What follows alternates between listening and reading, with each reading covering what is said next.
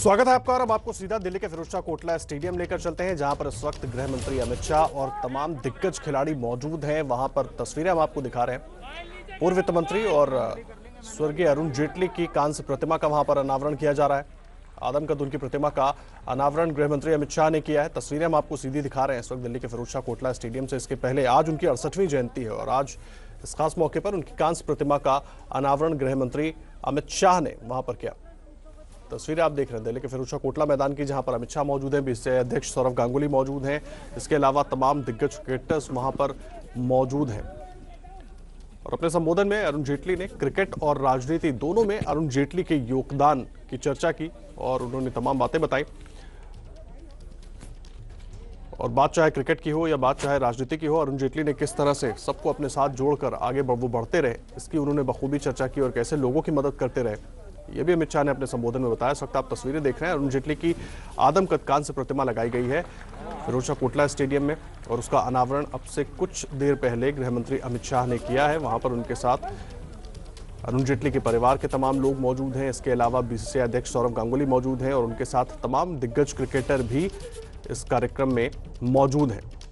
और गृह मंत्री अमित शाह ने अरुण जेटली के आदमकद प्रतिमा का अनावरण किया है। फिरोजशाह कोटला स्टेडियम में प्रतिमा का अनावरण हुआ है। सीधी तस्वीरें हम आपको इस वक्त दिखा रहे हैं दिल्ली के फिरोजशाह कोटला स्टेडियम से। पूर्व वित्त मंत्री अरुण जेटली की प्रतिमा का अनावरण गृह मंत्री अमित शाह ने किया।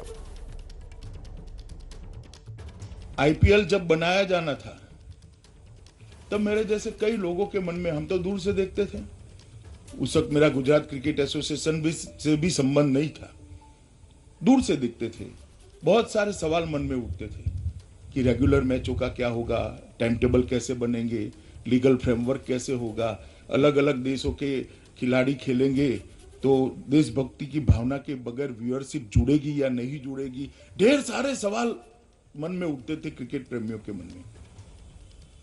और सबसे बड़ा सवाल था इसका लीगल खाका बनाना, इसका एक सुचारू रूप से सालों तक चल सके, विवाद के बगैर चल सके, इस प्रकार की एक इंफ्रास्ट्रक्चर बनाना। मैं अरुण जी से चिंता से कई बार बात करता था, मगर हर सवाल का सटीक जवाब उनके मन में होता था। एक क्षण भी रुके बगैर तुरंत कहते, नहीं नहीं अमित, ऐसा नहीं होगा, ऐसा होगा। और कंफ्यूजन के बगैर उन्होंने पर्दे के पीछे रहकर आरपीएल का एक मजबूत खाका बनाया, इसको लीगल आधार भी प्रदान किया। और जो शुरुआत में थोड़े बहुत प्रश्न हुए, उसमें भी उनकी ही नेतृत्व में बनी हुई कमेटी ने इसको निरस्त किया, निराकरण किया और आईपीएल पटरी पर चढ़ चुकी है। और देश भर के हजारों युवा क्रिकेटरों को क्रिकेट को कैरियर के नाते अपनाने में आज जरा भी झिझक नहीं। तो गृहमंत्री अमित शाह को सुन रहे थे आप, और अब से कुछ देर पहले, यानी कि उनकी प्रतिमा, अरुण जेटली की प्रतिमा के अनावरण से पहले वो जब याद कर रहे थे अमित शाह को, तो उन्होंने तमाम यादें साझा की, वो चाहे क्रिकेट से जुड़ी हुई हों, वो चाहे राजनीति से जुड़ी हुई। उन्होंने बताया कि राजनीति में जब भी संकट की स्थिति आई तो अरुण जेटली एक बड़े भाई की तरह मौजूद रहे, और सिर्फ उनके लिए नहीं, हर उस व्यक्ति के लिए जो उनको लगा कि अपनी जगह पर वो सच्चा है और अपने लिए वो ठीक है। और जब भी वो बात करते थे, किसी भी तरह की स्थिति, वो अपनी बातों को पूरे तर्क के साथ रखते थे ताकि जो भी मसला है उसका हल निकाला जा सके सही तक।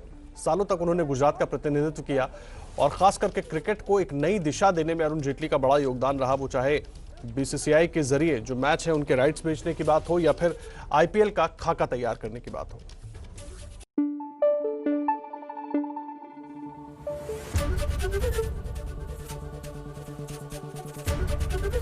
एबीपी न्यूज आपको रखे आगे।